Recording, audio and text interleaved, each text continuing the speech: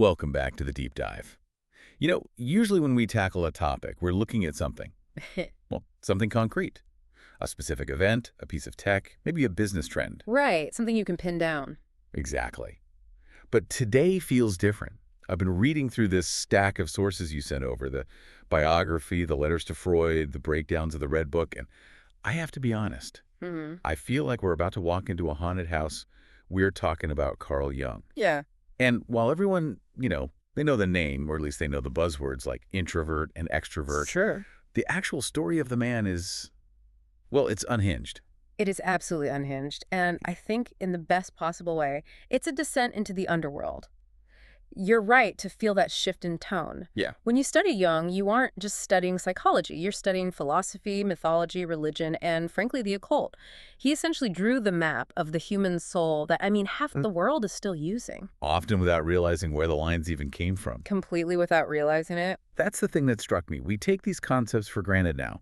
We take a Myers-Briggs test at a corporate retreat. We talk about our shadow self on TikTok. We mention a midlife crisis over drinks. Right, they're just part of the language now. But the guy who came up with this stuff wasn't sitting in some sterile lab observing rats. He was carving wooden dolls in his attic and talking to hallucinations. He absolutely was. And that's what makes him, I think, the most fascinating figure in the history of the mind. Jung is the bridge. He stands right on the razor's edge between the clinical scientific world of the 19th century and the messy, chaotic, terrifying world of the human spirit. Wow. His mission wasn't just to cure patients, it was to figure out what it actually means to be a human being in a universe that doesn't seem to care about us. So, okay, let's try to follow that map. But before we get to the really wild theories, we have to deal with the elephant in the room. You literally cannot tell the story of Carl Jung without telling the story of Sigmund Freud. No, you can't. It's impossible. And reading about their relationship, it felt less like a professional mentorship and, I don't know, more like a tragic romance. Or maybe a Greek tragedy. It was both. It was definitely both. You have to understand the context. In, say, 1906, 1907, Freud is the king. He's built psychoanalysis from the ground up, but he is a king under siege. Okay. The academic establishment hates him. They think he's obsessed with sex, which, to be fair, he was. He kind of was, yeah. And there's a massive amount of anti-Semitism in Europe at the time. Freud was terrified that psychoanalysis would just be dismissed as a Jewish science and never gain traction in the wider world. So he needed a PR strategy. He needed a different face for the brand. He needed a Gentile. He needed a non-Jewish heir to legitimize the movement. And then, out of nowhere, here comes Carl Jung. The perfect candidate. Perfect on paper. He's Swiss. He's the son of a pastor. He's tall. He's broad-shouldered. He works at a prestigious hospital in Zurich. He is, to Freud, the perfect package. It sounds so incredibly cynical when you put it that way. Was there any actual affection there? Was Jung just a pawn in this game? Oh, there was intense affection. Absolutely. When they finally met in Vienna, the story goes, they talked for 13 hours straight. 13 hours. Can you imagine? 13 hours of just pure, intense intellectual combat and bonding. Freud fell in love with Jung's mind. He immediately anointed him the crown prince and his spiritual son. But that title, spiritual son, that's just so loaded, especially in psychoanalysis. It's the ultimate trap. It's a Freudian trap of his own making. Because in the Freudian worldview, the son inevitably has to destroy the father. Right. That's the whole Oedipus complex. Precisely. Freud is bestowing this title on Jung, essentially saying, you are the future. But Jung had his own daddy issues. Right. His real father was a weak, powerless pastor who had lost his faith. Jung was desperately looking for a strong father figure, so at first, he leaned right into it. He wrote letters to Freud, effectively saying, let me be your son. But Jung was also fiercely independent. He had a traumatic experience in his youth with an older male authority figure that made him very, very wary of being dominated. So as soon as Freud started acting like the father... Demanding loyalty, demanding adherence to the dogma, Jung's defenses shot straight up. And the dogma was sex. The dogma was always sex. This was the deal breaker then. The sources really detail their split, and it all seems to come down to the definition of one word. Libido. Yes. For Freud, libido is God. It is the engine of the entire machine. And for Freud, libido equals sexual energy. Full stop. Everything you do, painting a picture, building a bridge, arguing with your neighbor, is just redirected sexual aggression or desire. Which just seems, I don't know, so limiting. It is incredibly reductionist. And Jung, even pretty early on, he looked at that and said, that doesn't track. He looked at nature, he looked at history, and he said libido isn't just sex, libido is life energy. So it's more like the Force from Star Wars or something. In a way, yes. That's actually a great analogy. It's a neutral, generalized psychic energy. If you're hungry, that libido flows toward food. If you are studying for an exam, it flows into your intellect. If you're having sex, it flows into sexuality. Okay, so sex is just one department, not the whole company. Exactly. Sex is just one manifestation of this energy, not the source of it. And Freud hated this. He absolutely hated it. He thought Jung was stripping the theory of its teeth, trying to make it clean for the religious folks. But there's a deeper philosophical split here too, isn't there? One that I find much more compelling than just the argument over sex. It's about time. Freud is obsessed with the past. He is a complete determinist. In Freud's world, you are a result of causes. I am anxious today because my mother dropped me when I was 3. You were being pushed from behind by your history. And Jung just flips that completely on its head. He flips it. He said, we are teleological. Now, that's a fancy philosophical word, but it just means we are driven by a purpose, by a goal. Jung argued that we are shaped by our future just as much as our past. So not just what happened to me, but what am I trying to become? Yes. I am anxious today, not just because of my mom, but because I have a big presentation tomorrow that matters to my future self. The future is pulling you forward. That is such a crucial shift. I mean, it changes the human being from a victim of history into, well, into a protagonist in their own story. Exactly. It gives you agency. You aren't just a collection of traumas. You are a collection of potentials. Okay, so they split. And from the sounds of it, it's a bad breakup. Oh, it's brutal. Freud basically excommunicates him from the psychoanalytic movement. The entire psychological community shuns him. Jung is completely alone. And this leads us to the part of the deep dive that really truly blew my mind. The physics of the mind. Because Jung doesn't just say we have energy, he actually tries to build a mechanical model of how this energy works, borrowing directly from thermodynamics. This is where Jung's genius, his sort of synthesizing mind, really shows. He realized that if psychology was going to be taken seriously as a science, it needed rules. It needed a mechanism. So he looked at the hardest science he could find, physics. He proposed 3 principles: opposites, equivalence, and entropy. Let's break these down because this framework, it really helps explain why we feel the way we feel. First up, the principle of opposites. This is the engine block, the core idea. Jung believed that energy is only generated through conflict. Okay. Think of a simple battery. You need a positive pole and a negative pole. If you don't have that difference, that tension, you have no current. So in the mind, this is what? Love and hate. Good and evil. Love and hate, conscious and unconscious, rational and irrational, masculine and feminine.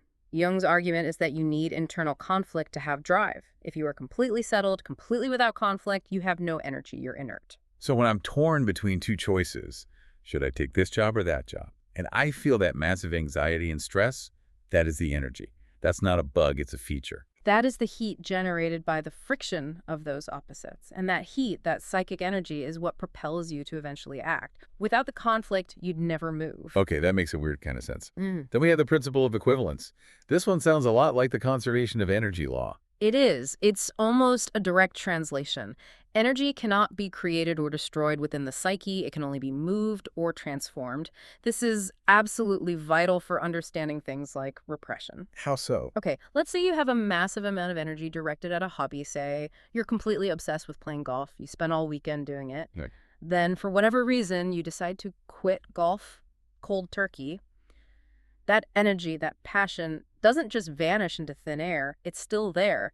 If you don't consciously channel it into something new, like painting or work or another sport, it will sink into the unconscious. And then what happens? It might turn into a weird free-floating anxiety. It might bubble up in your dreams. It might turn into a strange obsession with your neighbor's perfectly manicured lawn.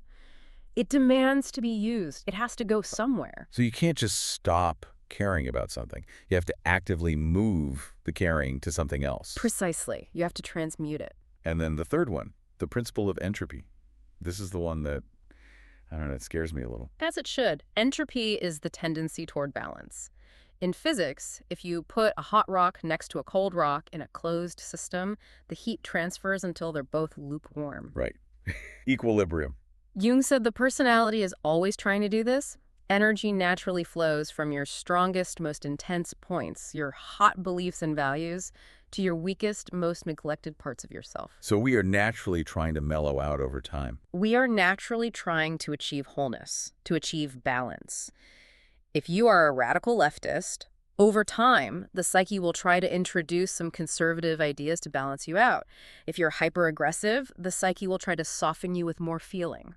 But, and here's the massive catch, you never, ever want to achieve total entropy. Why not? Isn't balance the goal? Approaching balance is the goal. Achieving it is death.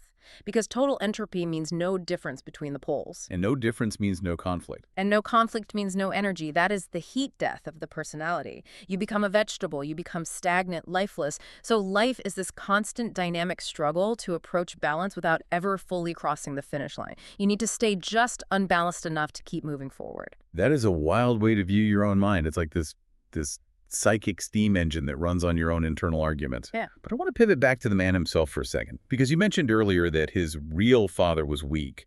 The sources go into his childhood, and honestly, it sounds like the origin story of a Batman villain. Laughs. It really does.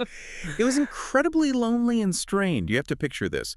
He's growing up in rural Switzerland. His father is a pastor, but he's a deeply depressed man. He's lost his faith, but he keeps preaching every Sunday because it's his job. Oh, wow. So from a very young age, Jung sees this authority of God figure who is actually empty inside. A complete fraud in a way. And then there's his mother. Emily Jung. She is the key to everything in Jung's system. The sources say she had two personalities. What does that mean? Yes, Jung called them personality number 1 and personality number 2. No, one was the daytime mother. She was cheerful, practical, maybe a little bumbling, a good Swiss housewife. Okay, sounds normal enough. But then, unpredictably, number 2 would emerge. Her voice would change completely. It would become deep, authoritative, almost archaic. She would stare off into space and mumble to spirits she claimed were in the room. That is absolutely terrifying for a child. It was. Jung was scared of her, but he was also completely fascinated. He realized very early on that the surface person isn't the real person. And this is crucial. This experience is why he rejected Freud's Oedipus complex out of hand. Ah, right. Freud assumed that every little boy secretly lusts after his mother and wants to marry her. Jung looked at his own mom, this unpredictable, spooky, physically unattractive woman, and just said, absolutely not. Hard pass on the mom lust, thanks. Exactly. So instead of looking outward for comfort and stability, he was forced to look inward. He realized the external world, his parents, was chaotic and unreliable. So he decided to build a stable world inside himself. The mannequin. The mannequin. Tell the story, because this feels like the moment where Jung becomes Jung. This is the turning point. He was about 10 years old. To cope with the chaos in the house, he went up to the attic. He carved a little figure out of a wooden ruler, a little man about 2 inches long. He gave it a little black coat and a hat and top boots. And he put it in his pencil case. And they added a stone to it. Yes, a smooth, blackish stone he'd painted. He called it the mannequin's soul stone. He hid this pencil case up in the attic beams, and whenever he was stressed or his parents were fighting or he felt totally misunderstood, he would sneak up there. And do what? He would write secret messages on these tiny scrolls of paper in a made-up language of his own invention and hide them in the pencil case with the mannequin. It sounds like a child playing, but he took it deadly seriously, didn't he? It was a profound ritual. He said later in life that this was the one thing that kept him sane. It was his secret. It was the first time he realized that he could create an inner reality that was more real and more comforting to him than the entire outside world. This is the birth of his concept of introversion. And that tendency to dive inward, it clearly didn't stop. It actually culminates in the most famous or maybe infamous period of his life, the neurotic episode. Or, as he would later call it, his confrontation with the unconscious. He's 38 years old, same age. Freud had his own crisis, by the way. He's achieved everything. He's famous. He's a family. And then he basically loses his mind. It was a total collapse. It started in 1913, right after the break with Freud. He started having visions, waking hallucinations. He was on a train once, and suddenly the entire landscape outside the window turned into a sea of yellow blood. He saw floating bodies. He saw civilization destroying itself in a flood. Now, to be fair, World War I was literally about to start, so maybe he was just incredibly intuitive. That's what he thought later. that he was somehow tuning into the collective shadow of Europe preparing for war.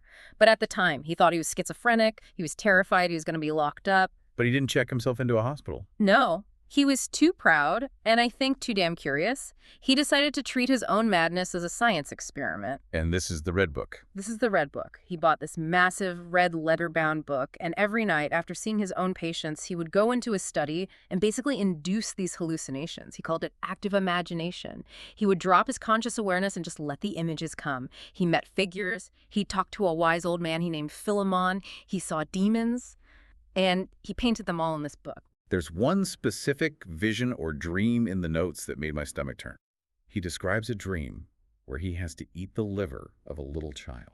It's visceral, it's disgusting, and it's meant to be. In the dream, a figure tells him, eat the liver. Jung naturally refuses. He's horrified, but the figure insists, and finally, he does it. What on earth could that possibly mean? Jung's own interpretation was that it symbolized accepting the raw, primitive life force of the child, recapturing his own innocence and energy, but in a brutal, primitive, almost cannibalistic way.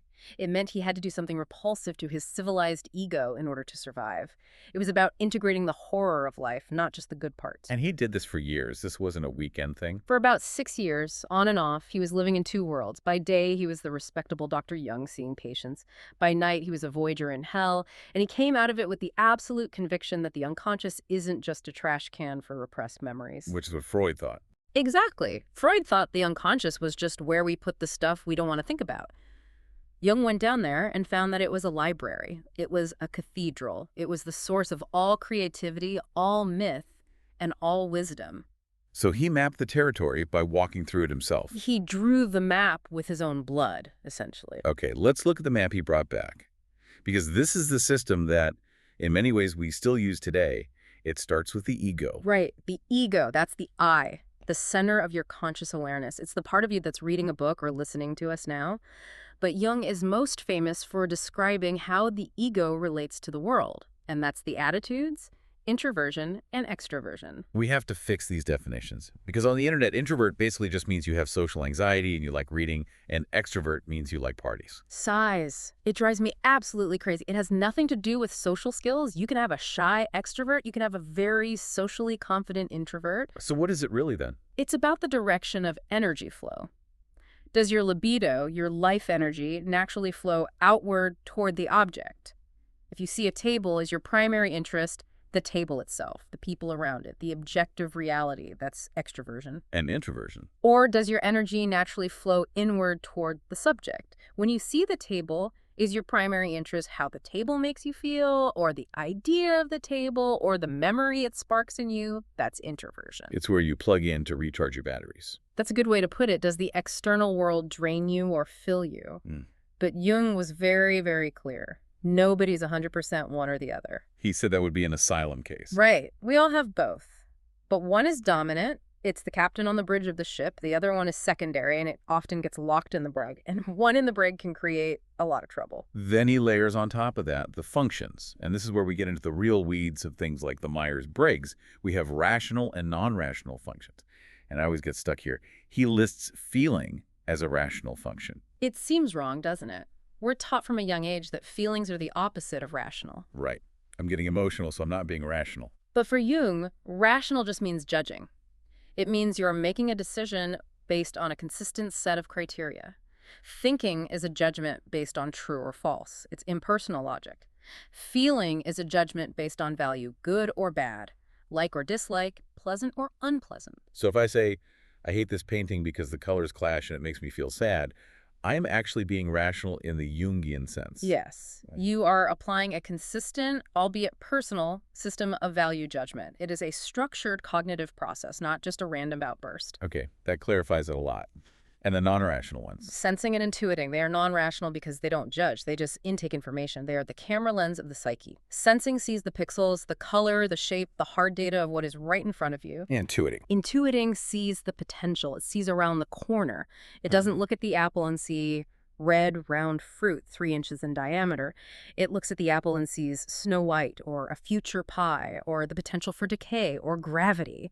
It perceives the invisible implications and possibilities. And when you mix and match these, one attitude and one dominant function, you get the psychological types, Ah. which leads us directly to the Myers-Briggs.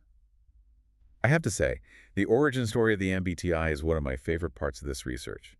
It wasn't developed by some stuffy university department. It wasn't a government-funded project. No, not at all.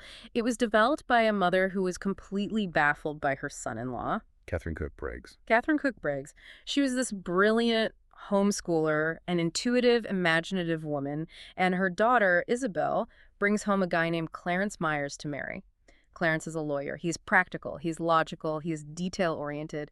He is a classic sensing thinking type. And Catherine is just like, what is wrong with this man? Why doesn't he want to talk about ideas? She literally couldn't understand his brain. She couldn't understand why he wasn't interested in abstract theories or possibilities. So she went to the library. She found Jung's book Psychological Types, which had just been translated into English in 1923. And it was a complete revelation for her. She realized, oh, Clarence isn't broken. He's just a different species of person. So the test that determines the careers of millions of people today basically exists because a mother-in-law wanted to figure out why her daughter's husband was so boring. That is the genesis. And look, the MBTI gets a lot of hate from academic psychologists today, and some of it is deserved. It's not a perfect scientific instrument. But the source material highlights some really interesting correlations that show there is something real happening there. Like the career stuff.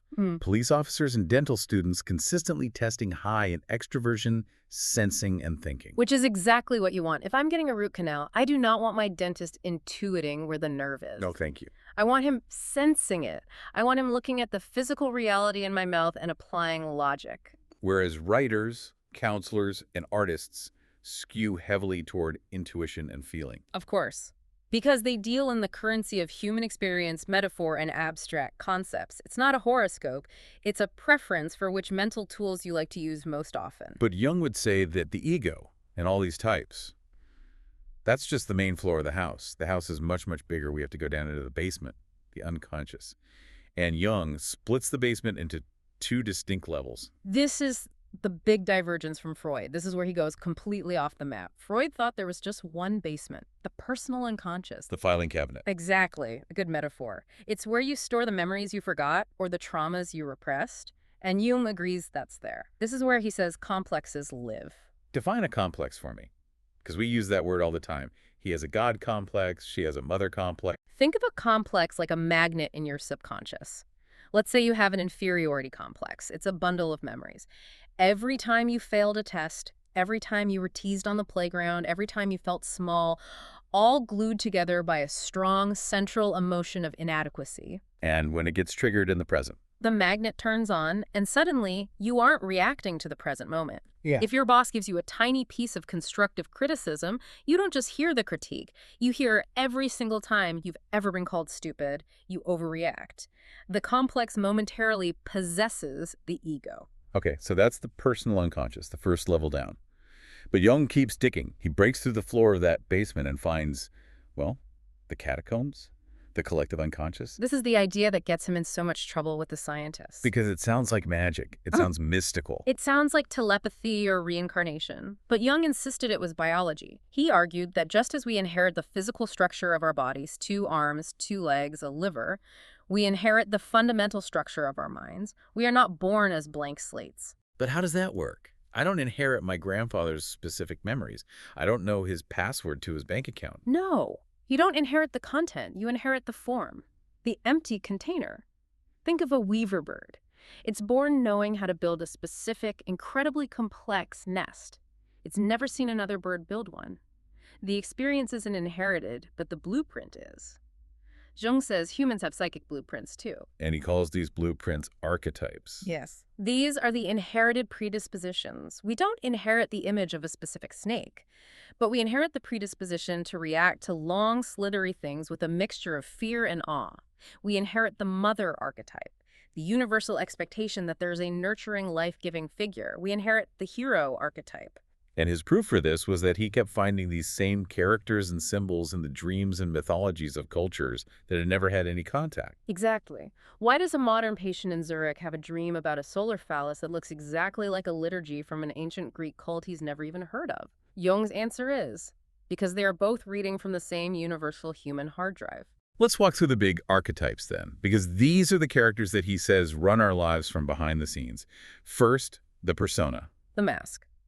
The persona is who you pretend to be. It's your social armor, it's your job title, your role as a good student or a rebellious artist. And we need it, right? I can't be my raw, unfiltered self when I'm checking out at the grocery store or at a funeral. No, of course not. Society would collapse.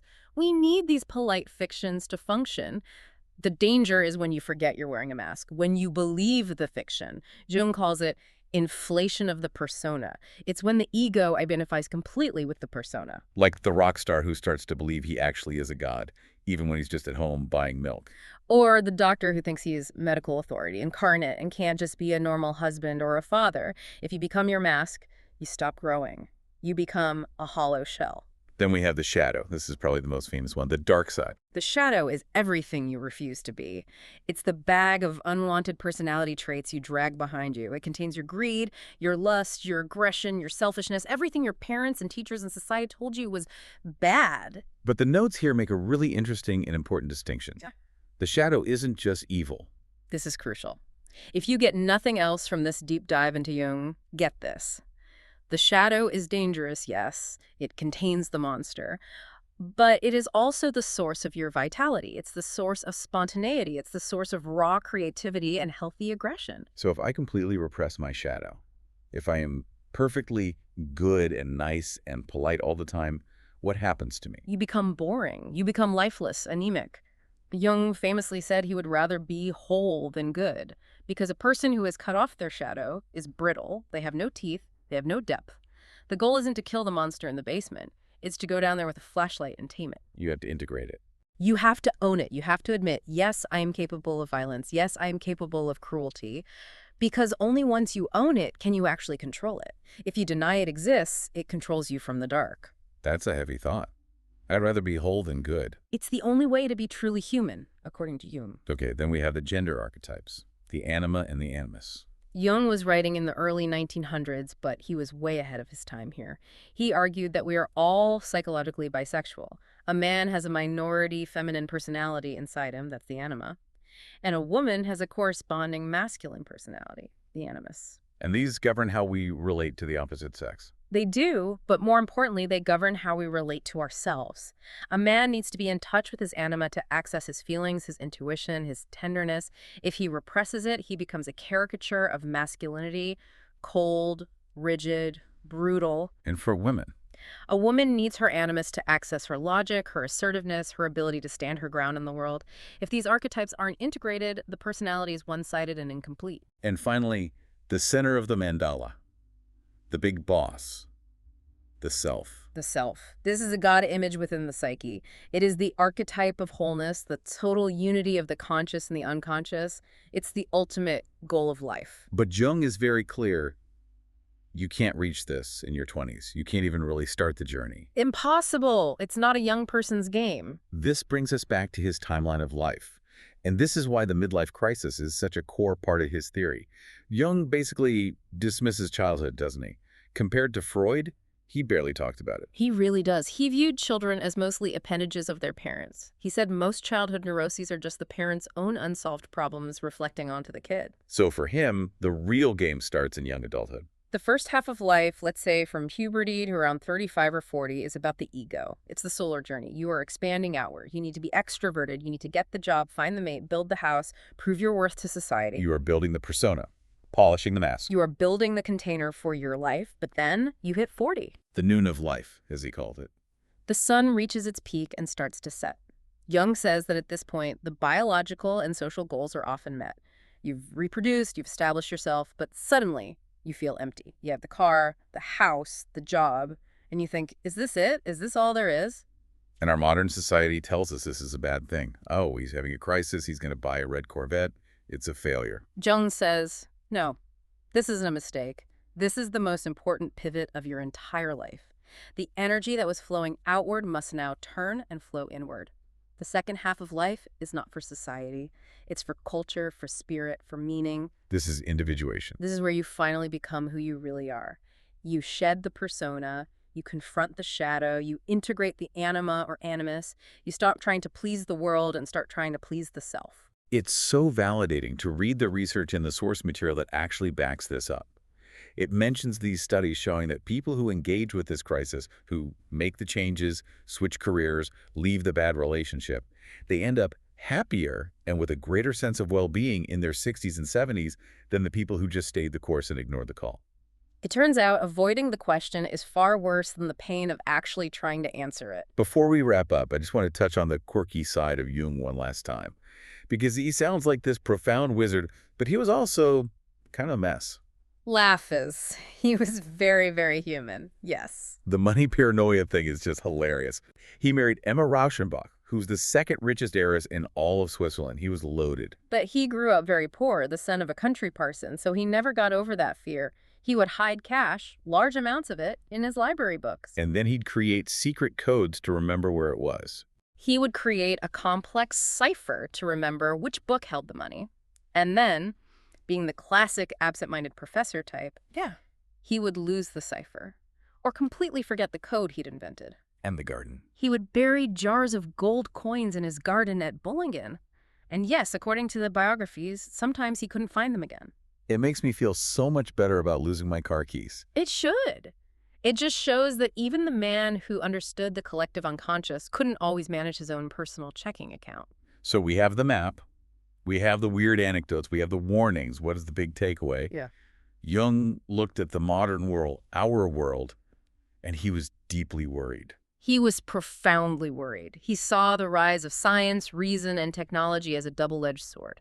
We have gained an incredible mastery over the physical world, but we have paid a terrible price for it. We have dissociated We've us. cut the phone line to the unconscious. We've turned off the lights in the basement and pretended it doesn't exist. We think we are purely rational beings. We think we are just our egos. We've lost our myths. We've lost our rituals.